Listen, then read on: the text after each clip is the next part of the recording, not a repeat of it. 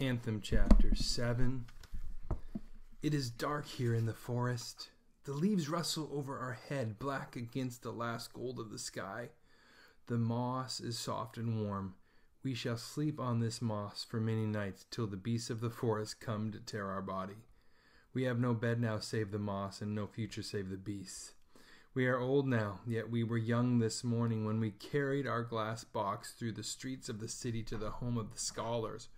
No men stopped us, for there were none about from the palace of corrective detention, and the others knew nothing. No men stopped us at the gate. We walked through empty passages and into the great hall where the World Council of Scholars sat in solemn meeting. We saw nothing as we entered, save the sky and the great windows, blue and glowing. Then we saw the scholars who sat around a long table. They were as shapeless clouds huddled at the rise of the great sky. There were men whose famous names we knew, and others from distant lands whose names we had not heard. We saw a great painting on the wall over their heads of the 20 illustrious men who had invented the candle. All the heads of the council turned to us as we entered. These great and wise of the earth did not know what to think of us, and they looked upon us with wonder and curiosity, as if we were a miracle. It is true that our tunic was torn and stained with brown stains which had been blood. We raised our right arm and we said, "Our greeting to you, our honored brothers of the World Council of Scholars." The collective 0-0009, the oldest and wisest of the council, spoke and asked, "Who are you, our brother? For you do not look like a scholar." "Our name is Equality 7-2521, we answered, "and we are a street sweeper of this city." Then it was as if a great wind had stricken the hall, for all the scholars spoke at once, and they were angry and frightened. A street sweeper walking in upon the World Council of Scholars? It is not to be believed. It is against all the rules and all the laws. But we knew how to stop them. "Our brothers," we said, "we matter not, nor our transgression. It is only our brother men who matter. Give no thought to us, for we are nothing, but listen to our words. For we bring you a gift such as has never been brought to men. Listen to us, for we hold the future of mankind in our hands." Then they listened. We placed our glass box upon the table before them. We spoke of it, and of our long quest, and of our tunnel, and of our escape from the palace of corrective detention. Not a hand moved in that hall as we spoke, nor an eye.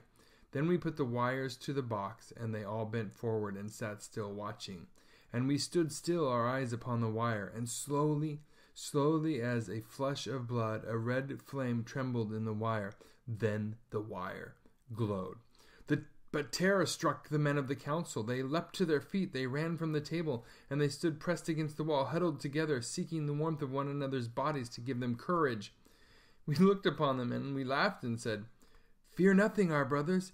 This is a great power in these wires, but this power is tamed. It is yours. We give it to you." Still they would not move. "We give you the power of the sky," we cried. "We give you the key to the earth. Take it and let us be one of you, the humblest among you. Let us all work together and harness this power and make it ease the toil of men. Let us throw away our candles and our torches. Let us flood our cities with light. Let us bring a new light to men." But they looked upon us, and suddenly we were afraid, for their eyes were still and small and evil. "Our brothers," we cried, "have you nothing to say to us?" Then collective 0-009 moved forward. They moved to the table, and the others followed. "Yes," spoke collective 0-009, "we have much to say to you." The sound of their voice brought silence to the hall and to the beat of our heart. "Yes," said collective 0-009, "we have much to say to a wretch who have broken all the laws and who boast of their infamy. How dared you think that your mind held greater wisdom than the minds of your brothers? And if the councils had decreed that you should be a street sweeper, how dared you think that you could be of greater use to men than in sweeping the streets? How dared you, gutter cleaner," spoke Fraternity 9-3452, "to hold yourself as one alone, and with the thoughts of the one and not of the many?" "You shall be burned at the stake," said Democracy 4-6998. "No, they shall be lashed," said Unanimity 7-3304, till there is nothing left under the lashes. No, said Collective 0-009. We cannot decide upon this, our brothers. No such crime has ever been committed, and it is not for us to judge, nor for any small council. We shall deliver this creature to the World Council itself, and let their will be done. We looked upon them and we pleaded, Our brothers, you are right. Let the will of the council be done upon our body. We do not care, but the light. What will you do with the light? Collective 0-009 looked upon us, and they smiled. So you think that you found a new power? Said Collective 0-009. Do all your brothers think that? No, we answered. What is not thought by all men cannot be true, said Collective 0-009. You have worked on this alone? Asked International 1-5537. Yes, we answered. What is not done collectively cannot be good, said International 1-5573. Many men in the homes of the scholars have had strange new ideas in the past, said Solidarity 8-1164, but when the majority of their brother scholars voted against them, they abandoned their ideas, as all men must. This box is useless, said Alliance 6-7349. Should it be what they claim of it, said Harmony 9-2642, then it would bring ruin to the Department of Candles. The candle is a great boon to mankind, as approved by all men. Therefore, it cannot be destroyed by the whim of one. This would wreck the plans of the World Council, said Unanimity 2-9913, and without the plans of the World Council, the sun cannot rise. It took 50 years to secure the approval of all the councils for the candle, and to decide upon the number needed, and to refit the plans so as to make candles instead of torches. This touched upon thousands and thousands of men working in scores of states. We cannot alter the plans again so soon. And if this should lighten the toil of men, said Similarity 5-0306, then it is a great evil, for men have no cause to exist save in toiling for other men. Then the Collective 0-009 rose and pointed at our box. This thing, they said, must be destroyed. And all the others cried as one, it must be destroyed. Then we leapt to the table. We seized our box, we shoved them aside, and we ran to the window. We turned and we looked at them for the last time, and a rage, such as it is not fit for humans to know, choked our voice in our throats. You fools, we cried. You fools, you thrice damned fools.